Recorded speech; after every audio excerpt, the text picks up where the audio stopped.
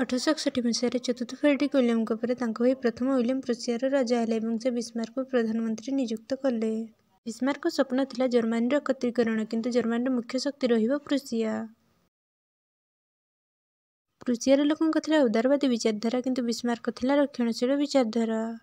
ତାଙ୍କ ମତରେ କ୍ଷମତା କେବଳ ବାର୍ତ୍ତା ଦ୍ୱାରା ନୁହେଁ, ହତିଆର ବ୍ୟବହାର କରି ଓ ରକ୍ତ ବୋହାଇ ମଧ୍ୟ ହାସଲ କରାଯାଏ। ତାହାକୁ ଲୌହ ଓ ରକ୍ତ ନୀତି ବୋଲି ମଧ୍ୟ କୁହାଯାଏ। ସେ ସମାଜବାଦୀ ପାର୍ଟିକୁ ନିଷେଧ କରିଥିଲେ, କିନ୍ତୁ ସମାଜବାଦୀ ଲୋକଙ୍କୁ ଖୁସି କରିବା ପାଇଁ ସାମାଜିକ କାର୍ଯ୍ୟ ଆରମ୍ଭ କରିଥିଲେ।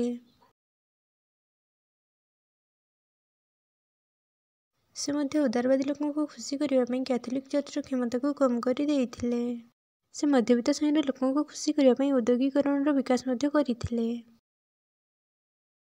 ଜର୍ମାନୀର ଏକତ୍ରୀକରଣ ପାଇଁ ବିସ୍ମାର୍କ ପ୍ରଥମେ ଜର୍ମାନ ଭାଷାଭାଷୀ ଅଞ୍ଚଳକୁ ନିଜ ସହିତ ମିଶାଇ ଦେଲେ ଏବଂ ଅଷ୍ଟ୍ରିଆକୁ ଡେନମାର୍କ ସହିତ ଯୁଦ୍ଧ କରିବା ପାଇଁ ରାଜି କରାଇଥିଲେ।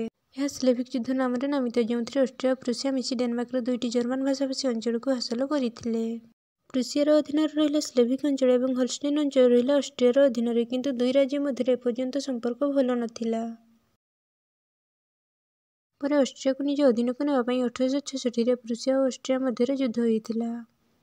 ଏହି ଯୁଦ୍ଧରେ ଫ୍ରାନ୍ସର ରାଜା ତୃତୀୟ ନେପୋଲିଅନ୍ ଅଷ୍ଟ୍ରିଆକୁ ସାହାଯ୍ୟ କରିବାକୁ ଚାହୁଁଥିଲେ, କିନ୍ତୁ ବିସ୍ମାର୍କ ଫ୍ରାନ୍ସର ରାଜାକୁ ବୁଝାଇଥିଲେ ଯେ ଯଦି ଫ୍ରାନ୍ସ ଯୁଦ୍ଧରେ ଅଂଶଗ୍ରହଣ କରିବ ନାହିଁ, ତେବେ ତାକୁ ଅଷ୍ଟ୍ରିଆର ବହୁତ ଅଞ୍ଚଳ ଦିଆଯିବ, କିନ୍ତୁ ପରେ ସେହି ଅଞ୍ଚଳ ଦେବା ପାଇଁ ବିସ୍ମାର୍କ ମନା କରିଦେଲେ।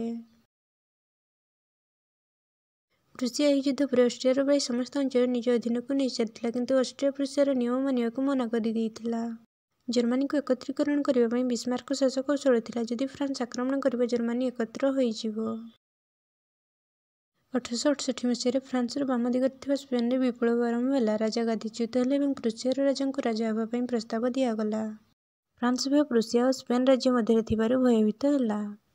ତତ୍କ୍ଷଣାତ୍ ଯୁଦ୍ଧ ହେବାର କାରଣ ହେଲା, ପ୍ରୁସିଆର ରାଜା ସ୍ପେନ୍ର ସିଂହାସନ ନେଇ କୌଣସି ଆଶ୍ୱାସନା ଦେଇନଥିଲେ।